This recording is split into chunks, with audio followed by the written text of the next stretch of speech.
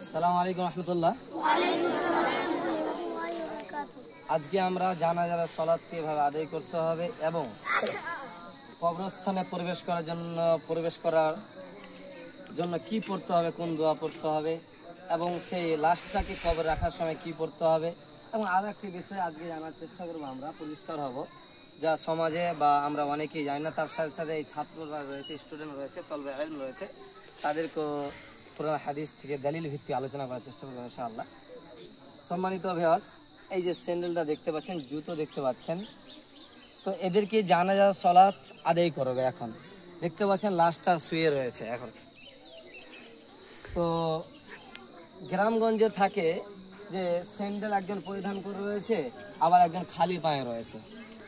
এটা নিয়ে অনেক মতভেদ রয়েছে, অনেকজন অনেক রকম কথা বলে, কিন্তু আজকে আমরা জানার চেষ্টা করব। একজন আগে ইমামকে ডেকে নিয়ে আমরা, তুমি শব্দ সত্তার ইমামতি করো।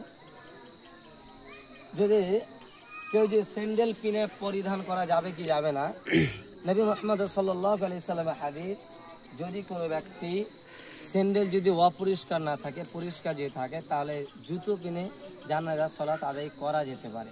কিন্তু যে মানুষটা যে ঘরে শুয়ে রয়েছে, কবরে শুয়ে রয়েছে, সেই কবর দিয়ে স্যান্ডেল পিনে, জুতো পিনে যাওয়া যাবে না। বুঝতে পেরেছো তোমরা?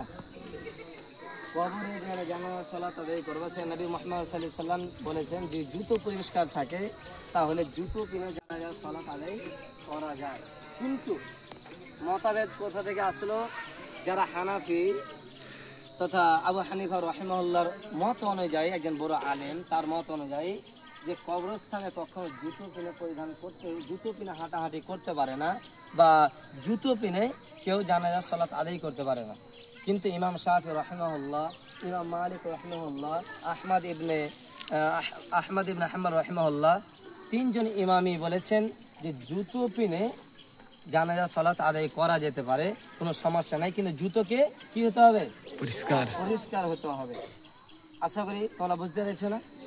যে তিনজন ইমাম বলেছেন, ইমাম শাফি রাহিমাহুল্লাহ, ইমাম আহমদ ইবনে হাম্বল রাহিমাহুল্লাহ, ইমাম মালিক রাহিমাহুল্লাহ, তিনজন ইমাম বলেছেন জুতো পিনে জানাজা সালাত আদায় হবে, কোনো সমস্যা নেই। কিন্তু যারা হানাফি ভাই, তাদের একজন ইমাম রয়েছেন, তিনিও বড় আলেম, তাকে আমরা সম্মান করি। তিনিও অনেক বড় বড় কিতাব ব্যাখ্যা করেছেন, আলোচনা করেছেন। আল্লাহ তাকে জাযাল্লাহু আহসান জাযা বারাকাল্লাহু দান করে, আমিন। তো তিনি বলেছেন যে জানাজা সালাত আদায় করার সময় কেউ জুতো পিনে জানাজা সালাত আদায় করতে পারে না। শুধু একজন আলেম বলেছেন, আর তিনজন আলেম কি বলেছেন? বলো করতে পারে।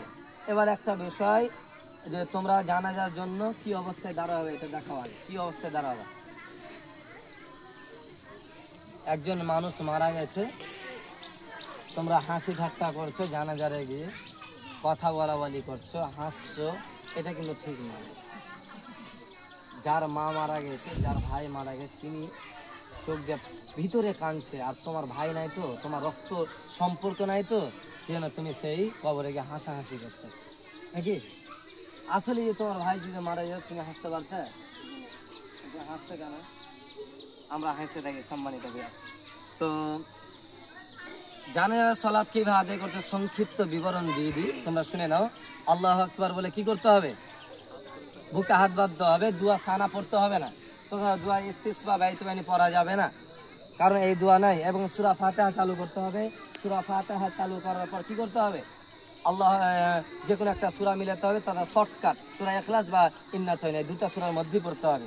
এই তিনটা সূরার মধ্যে পড়ার পরই আমাদেরকে আল্লাহু আকবার দিতে হবে, তাকবীর দিতে হবে। তাকবীর দেওয়ার পর দুরূদ শরীফ পড়তে হবে। দ্বিতীয় তাকবীরে, তৃতীয় তাকবীরে আমাদেরকে পড়তে হবে আল্লাহুম্মা ফিল হাইয়িনা ওয়া মাইয়িতিনা ওয়া শাহিদা, তথা জানাজারের দোয়া পড়তে হবে। এখন আমাদের প্রশ্ন, তারপর সালাম ফিরাতে হবে। এখন আমাদের প্রশ্ন, কেন কারি সাহেব, কেন আমরা সাজদা করলাম না? কেন জানাজার নামাজে রুকু সাজদা নাই? রাসূল সাল্লাল্লাহু আলাইহি সাল্লাম বলেন, লা রুকুউ ফি সালাতিল জানাজা, লা রুকুউ ফি সালাতিল জানাজা। যদি জানাজার নামাজে কোনো রুকু নাই, কেন নাই? রাসূল সাল্লাল্লাহু আলাইহি সাল্লাম বলেন, যেই মানুষটি মারা গেছে, মৃত্যু ব্যক্তি যে দেখতে পাচ্ছেন, তার জন্য আমরা সালাত আদায় করছি। আসলে কি আল্লাহর জন্য আমরা সালাত আদায় করছি? তা না। তার জন্য দোয়া করছি, সে মারা গেছে, আল্লাহুম্মা হে আল্লাহ মাগফির লাহিয়িনা ওয়া মাইয়িতিনা, তার পাপকে ক্ষমা করো, যিনি মারা গেছেন তার জন্য ক্ষমা করো, ওয়া শাহিদিনা ওয়া গায়বিনা ওয়া সাগীরিনা ওয়া কাবীরিনা ওয়া যাকারিনা ওয়া উনসানা, পুরুষ নাই ছোট বড় সবার জন্য আল্লাহ তুমি ক্ষমা করো। এইভাবে তার জন্য আমরা দোয়া করছি। সেই জন্য আমরা রুকু সাজদা করতে পারি না, শুধুমাত্র অনলি ওয়ান। কার জন্য আমরা রুকু সাজদা করতে পারি? আল্লাহর জন্য। ওর জন্য করতে পারি? সে কি করতে পারে? কিছু পারবে না। সেই জন্য আমরা রুকু সাজদা করব না। এবার তারপরে এই সংক্ষিপ্ত জানাজার বিবরণ এবং তারপরে এই লাশটাকে নিয়ে যেতে হবে। এখন আমাদের জানি আমরা এইভাবে যে লাশটা যখন নিয়ে যাওয়া হয় তখন আমাদের মাঝে একটা কথা প্রথা আছে যে যিনি লাশ তার আগে কেউ যেতে পারবে না, ঠিক না? বা তার পিছন পিছন যেতে হবে, এইরকম আমরা বাক্য শুনে থাকি। সেটা কতটা ঠিক? চারজন ইমাম তিন রকম কথা বলেছেন। ইমাম শাফি রাহিমাহুল্লাহ বলেন যে উত্তম পন্থা হচ্ছে যিনি মৃত্যু, যিনি মাইয়াত ব্যক্তি, তার পিছন পিছন যাওয়া, লাশের পিছন পিছন যাওয়া, এক নম্বর। দুই, আহমদ ইবনে হাম্বল রাহিমাহুল্লাহ তিনি বলেন না, ইমামের যে সাইডে পিছনে সামনে যে কোনো জায়গা দিয়ে যেতে পারে, কোনো সমস্যা নেই। আর আবু হানিফা রাহিমাহুল্লাহর মত অনুযায়ী, আবু হানিফার মত অনুযায়ী তার পিছন থেকেই যেতে হবে, ঠিক আছে? আর ইমাম মালিক রাহিমাহুল্লাহ বলেন তাদের কথা মতো আমাদেরকে কিন্তু চলতে হবে। তারা যেইভাবে হাদিসকে বুঝেছে সেইভাবে আমাদেরকে বুঝতে হবে। তুমি যদি এখন একটা হাদিসকে তোমার মতো করে বুঝো তাহলে তোমার হাদিস চলবে না। তারা সালফে সালেহিন, তারা যেমনভাবে হাদিস বুঝেছে, কোরআন আয়াতটা যেমনভাবে আলোচনা করেছে, মানে করেছে, তেমনভাবে আলোচনা করতে হবে। তো তিনি বলেছেন ইমাম মালিক রাহিমাহুল্লাহ যে ইমামের তথা লাশের পিছন পিছন যেতে হবে এবং যাওয়ার পর কবরে প্রবেশ করার পর আমাদের কোন দোয়া পড়তে হবে? সর্বপ্রথম বলতে হবে, বলো আমার সাথে সাথে, আসসালামু আলাইকুম ওয়া রাহমাতুল্লাহ ওয়া আহলিদ দিয়ার ওয়া আহলিদ দিয়ার মিনাল মুমিন ওয়াল মুসলিমিন ওয়া ইন্না ইনশাআল্লাহু লা আহিকু লা আসআলুল্লাহু লানা লাকুম ওয়াল আফিয়া। এই দোয়াটা পড়ে কবরে প্রবেশ করতে হবে। আসসালামু আলাইকুম ওয়া রাহমাতুল্লাহ বলবা, তারপরে আসসালামু আলাইকুম ওয়া রাহমাতুল্লাহ বলার পর লা আহলিদ দিয়ার, হে মিনাল মুমিনিনা ওয়াল মুসলিমিন, হে কবরবাসীরা তোমাদের কাছে আমি পৌঁছে গেলাম। ওয়া ইন্না ইনশাআল্লাহু লাহিকুন, আল্লাহ যদি চায় ইনশাআল্লাহ নিশ্চয় আমিও তোমাদের সাথে শামিল হব, তথা আমিও মরে তোমার পাশে কবরবাসী হব, তোমাদের জায়গায় আমাকে ফিরে আসতে হবে। তারপরে লা আসআলুল্লাহ লাকুম ওয়াল আফিয়া, আমি তোমাদের জন্য দোয়া করছি যাতে করে তোমরা সুস্থ থাকো, জান্নাতের মতো একটা ঘর দান করো। এটা আমরা কার জন্য দোয়া করলাম? কবরবাসীর জন্য। এবার জানাজা সালাত আদায় করে সেই লাশটাকে কোথায় নিয়ে যেতে হবে? কবরে, যেখানে গর্ত করা হয়েছে সেই কবরে নিয়ে যেতে হবে। কবরে যখন সেই লাশটাকে রাখা হবে তখন কোন দোয়া পড়তে হবে? বলো বিসমিল্লাহি, বলো বিসমিল্লাহি আলা সুন্নতি রাসূলুল্লাহ সাল্লাল্লাহু আলাইহি ওয়াসাল্লাম, বিসমিল্লাহি বিসমিল্লাহি আলা সুন্নতি রাসূলুল্লাহ সাল্লাল্লাহু আলাইহি ওয়াসাল্লাম। এই দোয়া পড়তে পারো। আর একটি দোয়া রয়েছে যে তোমরা এই দোয়াটা পড়তে পারো, রাসূলুল্লাহি ওয়া মিল্লাতিহি মুহাম্মাদুর রাসূলুল্লাহ সাল্লাল্লাহু আলাইহি ওয়াসাল্লাম। এই দোয়াও পড়া যায়। এর মানে আমি আল্লাহর নাম নিয়ে কবরে সেই লাশটাকে রাখলাম, দোয়াটার মানে। এই দোয়াটা দেওয়ার পর আমাদেরকে মাটি দিতে হবে। মাটি দেওয়ার একটা পদ্ধতি, সেটা হচ্ছে যে আমরা জানি যে 3 খবলে মাটি দিতে হবে, নাকি? এটা একেবারে ডাহা মিথ্যা কথা। এই নবী মুহাম্মদ সাল্লাল্লাহু আলাইহি সাল্লাম কখনো তিনি 3 ফল মাটি দেননি। যতটা প্রয়োজন ততটা, যেমন নবী মুহাম্মদ সাল্লাল্লাহু আলাইহি সাল্লামের জামানায় কেউ যখন মারা গেছেন কমপক্ষে 3 থেকে 5 জন কোন নারী যদি মারা যায় তাহলে কাউকে বলতেন না কে তিনি মারা গেছেন, চুপচাপ মাটি দিতেন, ঠিক আছে? মাটি যখন দিতেন তখন 3 খবরে যে মাটি দিয়েছেন এরকম কোনো প্রমাণ নেই। তা আমাদের এটা সমাজে প্রথা রয়েছে যে 3 খবরই মাটি দিতে হবে। এই কথা একেবারে ভুল। যতটা প্রয়োজন ততটা দেওয়া যেতে পারে। তুমি বলো আমি 4 খবর দিতে পারো, যদি তুমি, কারণ যদি তুমি 10টা যদি লোক থাকে তাহলে তুমি 3 খবর দিয়ে মাটি দাও, তাহলে এই খবরটা কি পরিপূর্ণ হবে? হবে কি? হবে না। তাহলে সেই মানুষটাকে কি করা যাবে? বস্তার বস্তা মাটি নিচে ঢেকে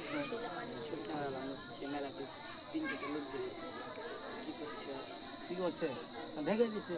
তো এই অবস্থাটা যেটা আমরা জানি যে 3 খবলে মাটি, এটা ঠিক না। তুমি যতটা পারো, কিন্তু মানুষের সংখ্যা যে বেশি হয় 3 খবর তুমি দিতে পারো, কিন্তু এটা কিন্তু নবী মুহাম্মদ সাল্লাল্লাহু আলাইহি ওয়াসাল্লাম করেননি। তুমি যত খবর তা দিতে পারো, তথা কবরটা পরিপূর্ণ করতে হবে। কবরটা কেমন হবে? এই ছেলে, কবরটা কেমন হবে? তোমার বাপের কবর, তোমার ভাইয়ের কবর, তোমার দাদার কবর যে এখন মূর্তি বানানো আছে, কবরটা একেবারে উঁচু যে আছে, কবর কখনো উঁচু হতে পারে না। যে কবর যদি উঁচু হয়ে যায় তাহলে সেটাকে পীর মানবে। কথা কি বুঝতে পেরেছো? কবর উঁচু করা যাবে না। কবর হাইস কতটুকু করতে পারি? এই আকাশ থেকে যে বৃষ্টি পড়বে জমিনে, তখন সেই পানিটা যেন একদিক থেকে ডিভাইড হয়ে যায় তথা ভাগ হয়ে যায়। সে এই জায়গায় পানিটা পড়লো, পানিটা পড়ার পর এদিকে চলে যায়, এদিকে চলে যায়। এইরকম যদি হয় তাহলে একটু উঁচু করা যায়, কিন্তু বেশি যদি আমরা উঁচু করি তাহলে ভুল হবে, সেটা মূর্তি হয়ে যাবে। কথা কি বুঝতে পেরেছো? এই হচ্ছে। কই ছাড়লা, কোথায় গেল?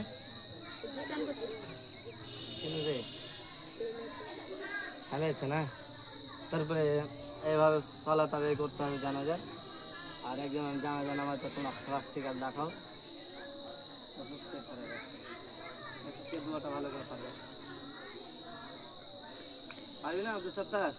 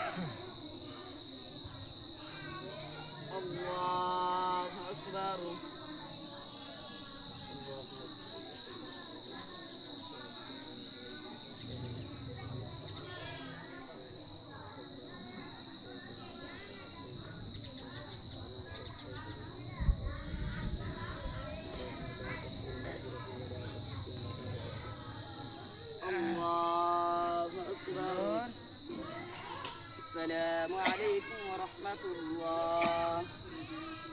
السلام عليكم ورحمة الله. জানা জানা দোয়াটা পড়তে দাও, জানা জানা দোয়াটা। চলো শোনাও, একজন গাই শোনাও, তুমি জোরে জানা জানা নামাজ দোয়াটা 3 বার বলো। তুমি ধরবে যাকে তাকে। হ্যাঁ হ্যাঁ।